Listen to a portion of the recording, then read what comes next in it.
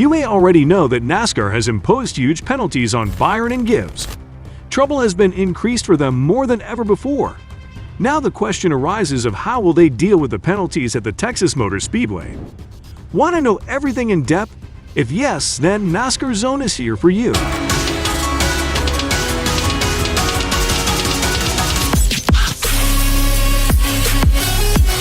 Let's take each of them in turn and look at both precedents.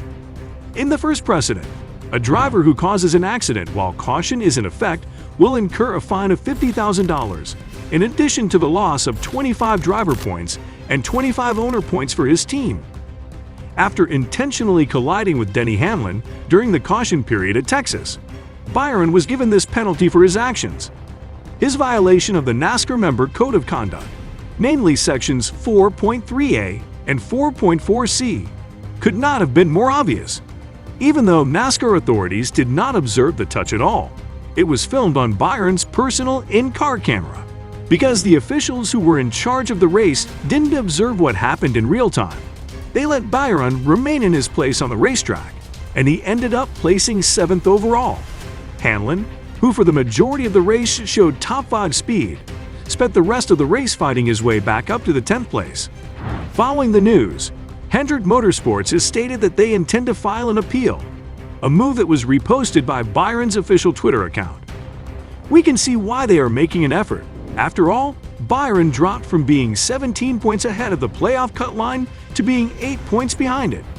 They must at least make an effort to beg for forgiveness in front of their sponsors and the number 24 team, who put so much effort into these Chevrolets each week. However, the evidence does not support their position. As a result of Hamlin crowding him off turn 2 earlier in the race, Byron has made it very known that he is pissed off. As the yellow flag was being flashed, the footage shows the automobile with the number 24 clearly accelerating directly into the bumper of the car with the number 11. The sentence that makes up the entirety of the Code of Conduct is succinct and direct: "Thou must not destroy someone else under caution." What do you think of the first precedent that happened? Let us know in the comments below. And if you find our video interesting, then do subscribe to our channel. One might make the case that the inattentive NASCAR officials should have put Byron behind the wall. That would have put him in 31st place, a difference of 23 points. Therefore, the 25-point deduction after the fact, in addition to the fine, is a little worse option. It is also preferable to the alternative, which is to use a suspension for just one race. In 2011, during a NASCAR Camping World Truck Series race held at TMS, Kyle Busch received this penalty for causing an accident that involved Ron Hornaday Jr. while the race was under caution. To all of you who are upset that Byron was not given the same punishment, in my opinion, Busch's actions were much more severe. He followed Hornaday into the corner, sticking to his bumper, and spun him hard right into the outside wall at high speeds. This maneuver was riskier than landing a bump and run in the tri-oval because it was performed at higher speeds. Busch was also competing in another series on the side and interfered with their championship in a direct way. The only other consequence we believe NASCAR should have considered in this case is withdrawing Byron's automatic bid to the round of 8 if he wins at Talladega Superspeedway or the Charlotte Motor Speedway Roval. Byron versus Logano on the front row. Here we go. To say nothing of the fact that there are still 2 races left in the round, a disadvantage of 8 points is not particularly difficult to overcome. As for Byron himself, the trajectory of his reputation is up in the air right now. We can see where the 24-year-old is coming from when he says he wants to stand up for himself after being bulldozed on many times this year. Your reputation as a driver is crucial to the outcome of the race, and if your competitors believe they can get away without roughing you up at this level, they won't think twice about doing so. Jeffrey Earnhardt shares his thoughts on the RCR Talladega race and how comfortable he is at Sam Hunt. However, Byron needs to acquire the ability to stand up for himself in these circumstances, as well as the knowledge necessary to know when and how to exact revenge. The way he responded to what took place brings to mind how Logano lost it at Pocono Raceway in 2010 after a late race collision with Kevin Harvick caused him to spin out of the race. After that, Logano's father sparked a fight in the garage area. which is when Logano himself showed up and made his now famous wife wears the fire suit in the family statements.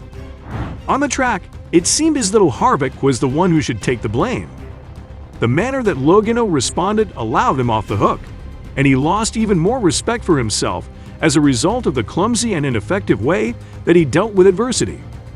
Let's keep our fingers crossed that Byron has a better method up his sleeve to boost on-track respect going ahead, in addition to a sincere apology for when this appeal process is finally over. It's going to come in handy for him.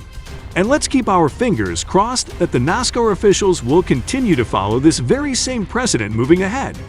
The rulebook needs to specify it. The second precedent states that a driver will lose 25 driver points, 25 owner points for his team, and a $75,000 fine if they are found guilty of body slamming another person on a pit road. This punishment was given to Gibbs as a result of the recording in which he can be seen colliding with Ty Dillon during pit stops. Because the reaction was so disproportionate to the situation, other motorists were vocal on social media about how inappropriate it was. Gibbs, in contrast to Byron, decided not to fight the decision and instead offered an apology for his behavior. Gibbs expressed regret for the incident that occurred on pit stops during the race on Sunday and added, he wants to apologize for what happened. He needs to have a deeper grasp of the circumstance, as well as the environment that he is in. He is thankful that no one was hurt, and he knows that we can all benefit from this experience. What do you think of the second precedent that happened? Let us know in the comments below. And if you find our video interesting, then do subscribe to our channel. The more important question to ask is whether or not Gibbs is truly learning anything at all. This season, he has been responsible for several wrecks, including one that he caused on Ryan Sieg at Las Vegas Motor Speedway. And he has also been accused of beating up his own teammate, John Hunter Nemechek, in order to win at Richmond Raceway. Gibbs, who is only 19 years old, has not grown out of the kind of irresponsibility that caused his handlers and coaches to have second thoughts about sending him to compete full-time in the Cup Series in 2023. Because of this, if we were NASCAR, we would have included one more point in the list of Gibbs's punishments as a bullet point. A driver penalty of 25 points did not apply to him because he was not racing in the Cup Series for points. Hence, the penalty was waived. Therefore, rather than adding those points to his total for the NASCAR Xfinity Series, why not remove them? This is the kind of maneuver that will strike Gibbs right where it hurts, and it could cost him a shot at the championship that he will never be able to compete for again. It is unfortunate that this incident occurred because 2311 Racing did not do anything to merit the points deduction that they received. In point of fact, the crewmen themselves might have been injured as a result of Gibbs' conduct, depending on how and when the contact with the pit road occurred. I'm delighted that NASCAR has established a clear precedent for the future. I'm not convinced that the youngster who was at the heart of it all truly picked up anything from the experience. What do you think about precautions that Gibbs and Byron need to take? Let us know in the comments below.